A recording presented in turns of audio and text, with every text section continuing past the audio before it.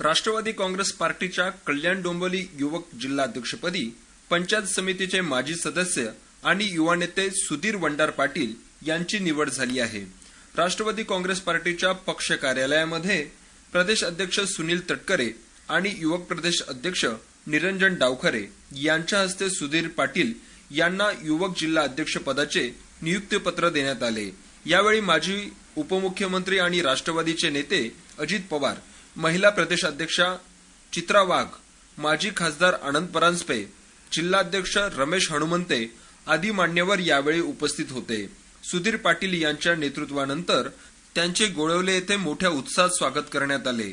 यावेळी राष्ट्रवादीचे नेते आणि कल्याण कृषी उत्पन्न बाजार समितीचे माजी सभापती डॉक्टर वंडार पाटील, गोविंद सोनकेसर, पिसवली राष्ट्रवादीचे अध्यक्ष नकुल भोईर, माजी सरपंच कैलास भोईर, राष्ट्रवादीचे पदाधिकारी, कार्यकर्ते, गावदेवी सेवा मंडळाचे कार्यकर्ते आणि ग्रामस्थ मोठ्या संख्येने उपस्थित होते।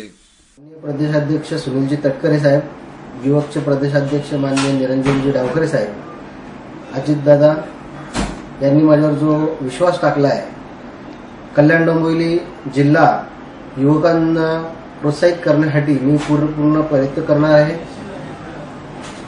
तसेच कल्याण डोंबिवलीतील अनेक जे प्रश्न आहेत ते प्रश्न सर्व युवक कार्यकर्त्यांना बरोबर घेऊन आम्ही हाताळण्याचा प्रयत्न करणार आहोत। येणाऱ्या 3 वर्षानंतर नगरपालिकेच्या निवडणुकांमध्ये याचा आपल्याला नक्कीच पक्षाला फायदा होईल